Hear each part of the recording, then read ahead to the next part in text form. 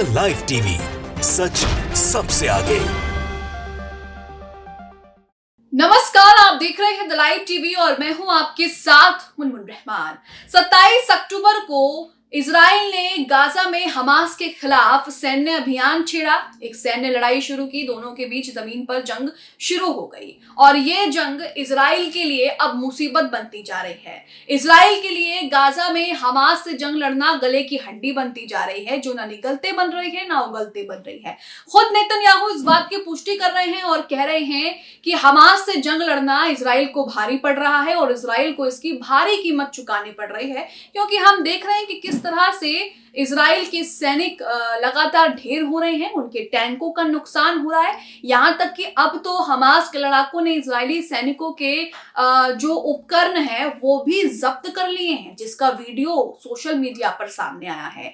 इस वीडियो में हमास ने वीडियो जारी किया है और इस वीडियो में जो इजरायली सैनिकों से उपकरण जब्त किए गए हैं, जो उनके हथियार जब्त किए गए हैं, जो सामान उनसे जब्त किया गया है, उसकी तस्वीर है। ढेर सारा सामान है यहाँ पर और कितने इजरायली सैनिकों का सामान जब्त किया ये तो कह पाना मुश्किल है, क्योंकि हर दिन लगातार कई इजरायली सैनिक जो है वो हमास के लड़ाके ढेर कर रहे हैं और इजरायलियों को जो है वो मजा चखा रहे हैं। अब यहाँ पर नेतन्याहू ने क्या कहा है वो भी आपको बताएंगे, लेकिन आप सबसे पहले ये वीडियो देखिए। अमरीश मिश्रा ट्विटर पर इसे शेयर करते हैं।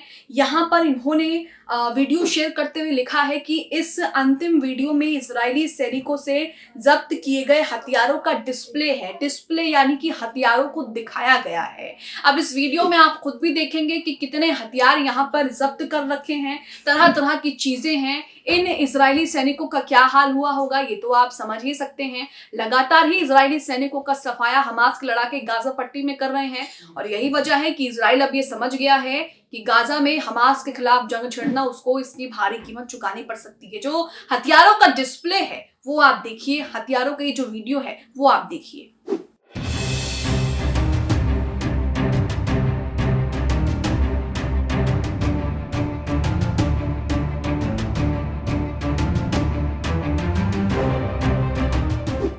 तो ये वीडियो में आपने देखा है, वीडियो में लिखा भी है शुरुआत में कि मुजाहिदीन द्वारा बल से जब्त किए गए उपकरण। वहां पर लिखा भी है कि मुजाहिदीनों द्वारा बल से जब्त किए गए उपकरण है और उन्हीं को दिखाया जा रहा है। तो ये तस्वीरें आपने देखी।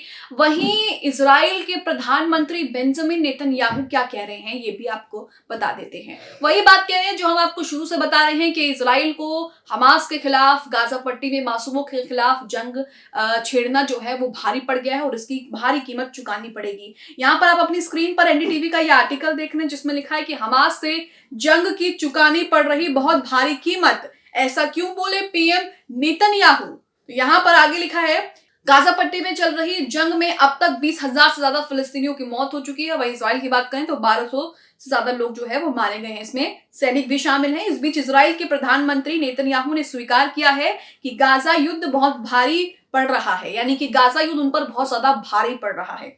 द टाइम्स ऑफ इजराइल के मुताबिक नेतन्याहू ने कहा है कि देश को गाजा युद्ध की बहुत भारी कीमत चुकानी पड़ रही है, क्योंकि हमास के साथ लड़ाई में मारे गए सैनिकों की संख्या लगातार बढ़ रही है, लेकिन हमारे पास लड़ते रहने के अलावा कोई विकल्प नहीं है। नेतन्याहू यहाँ पर जान चुके हैं, समझ चुके हैं कि वो हमास से नहीं जीत सकते और उसके कितने सैनिक लगातार मारे जा रहे हैं, कितने सैनिकों का सफाया हो रहा है, कितने सैनिक ढेर हो रहे हैं। इजरायली सेना ने शुक्रवार से फिलिस्तीनी क्षेत्र में 14 सैनिकों के मारे जाने की पुष्टि भी की है। पीएम नेतन्याहू ने कहा कि गाजा में लड़ाई का एक बहुत मुश्किल दिन के बाद ये एक बहुत मुश्किल जो है वो सुबह है। वहीं आपको बता दें कि 27 अक्टूबर को गाजा में जमीनी हमला शुरू होने के बाद से इजराइल सेना ने फिलिस्तीनी क्षेत्र में 153 सैनिकों को खो दिया है। शनिवार को 10 सैनिकों की मौत हो गई है। गाजा में हमास के साथ जंग के अलावा इजराइल को लेबनान के साथ अपनी उत्तरी सीमा पर हिजबुल्ला के लड़ाकों का भी सामना करना पड़ रहा है, क्योंकि हिजबुल्ला भी लगातार इजराइल पर हमला कर रहा है। हिजबुल्ला भी लगातार इजराइल की टेंशन बढ़ा रहा है। एक तरफ हमास, एक तरफ हिजबुल्ला और लाल सागर में यमन के हौतीस इजराइल की टेंशन बढ़ाए हुए हैं। तो यहाँ पर चारों तरफ से इजराइल जो है वो घिरता हुआ नजर आ रहा है। 7 अक्टूबर को शुरू हुई इस जंग में अब तक 20,000 से ज्यादा फिलिस्तीनियों की मौत हो चुकी है। इनमें से 6,000 से ज्यादा बच्चे हैं। वही इजराइल के 1200 लोग मारे गए हैं। बच्चे और महिलाओं की मौत जो है वो लगातार गाजा में हो रही है, क्योंकि इन्हीं की संख्या, आबादी वहां पर ज्यादा है। लेकिन उसके बावजूद भी इजराइल लोगों की सुरक्षा के लिए कोई कदम नहीं उठा रहा है। इजराइल यहाँ पर बार बार बहाना लगा रहा है कि घनी आबादी वाले इलाकों में हमास के लड़ाके छिपे हैं, अस्पताल में छिपे हैं, नीचे सुरंगें बनाई हैं, लेकिन छानबीन करने पर उसको कुछ भी नहीं मिलता है। ये भी दुनिया के सामने है, और उसके बावजूद वो अस्पतालों पर और घनी आबादी वाले इलाकों पर जो है वो बमबारी कर रहा है, जिसमें कई बच्चे, कई महिलाएं जो हैं वो मारे जा रहे हैं। और यहाँ पर अब दुनिया देख रही है कि इजराइल फिलिस्तीनियों के साथ क्या कर रहा है। यही वजह है कि अमेरिका, फ्रांस, ब्रिटेन, जो उसके सहयोगी देश हैं, जो उसके समर्थक देश हैं, वो भी इजराइल को कह रहे हैं कि ये सब रुकना चाहिए। गाजा में मासूमों की सुरक्षा के लिए इजराइल को कोई सख्त कदम उठाना चाहिए। अगर उसे हमास से लड़ना है तो वो बात ठीक है, लेकिन गाजा में किसी मासूम की जान नहीं जानी चाहिए। गाजा तो छोड़िए, वेस्ट बैंक में भी इजराइल ने ऐसा ही कहर फिलिस्तीनियों पर बरसा रखा है। वेस्ट बैंक में भी लगातार इजरायली सैनिक फिलिस्तीनियों को परेशान कर रहे हैं, लगातार उन्हें गिरफ्तार कर रहे हैं, सड़कों पर उनकी जान भी ले रहे हैं। आप अपनी स्क्रीन पर एबीपी का आर्टिकल देख रहे हैं, जिसमें लिखा है कि वेस्ट बैंक में इजरायली सेना ने एक 17 साल के फिलिस्तीनी बच्चे को गोली मार दी और वहीं पर जो है उसकी जान ले ली। तो ये सब चीजें दुनिया देख रही है, और यही वजह है कि अमेरिका और जो समर्थक देश हैं इजराइल के, वो भी अब उसको आईना दिखा रहे हैं, आंख दिखा रहे हैं कि ये सब रुकना चाहिए, ये सब चीजें नहीं चलेंगी। इसी के साथ अमरीश मिश्रा के कुछ ट्वीट आपके सामने रख रहे हैं। ये ट्वीट आज ही के दिन के हैं, यानी कि 25 दिसंबर को क्या कुछ अभी तक हो गया है गाजा पट्टी में।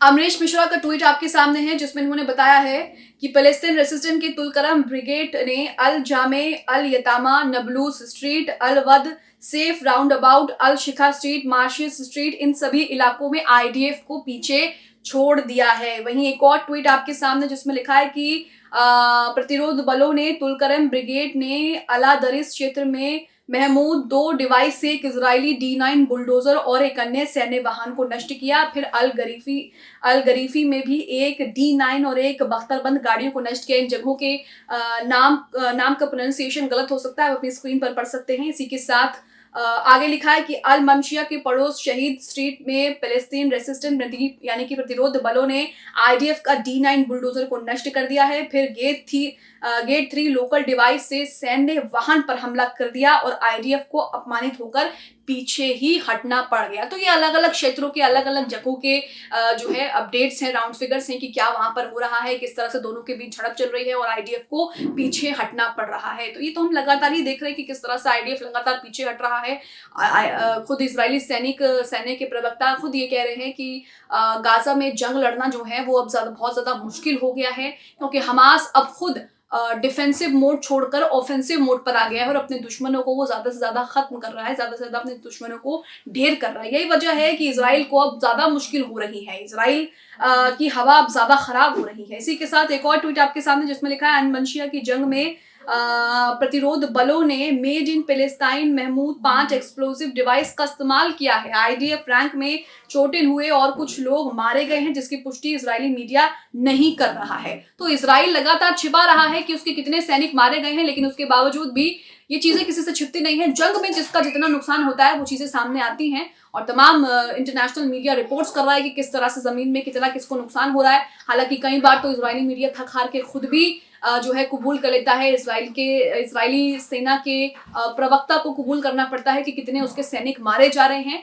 और यहाँ पर तमाम चीजें जो हैं वो अब साफ होती जा रही हैं। आप इस खबर को लेकर क्या सोचते हैं? जिस तरह से पीएम नेतन्याहू भी अब कह रहे हैं कि गाजा में जंग लड़ना बहुत ज्यादा मुश्किल हो गया, इसकी भारी कीमत चुकानी पड़ रही है, वहीं मुजाहिदीनों ने इजरायली सैनिकों से हथियार जब्त करके उनके वीडियोस बनाए हैं। इन सब को लेकर क्या सोचते हैं? हमें कमेंट बॉक्स में अपनी राय जरूर दें। द लाइव टीवी, सच सबसे आगे।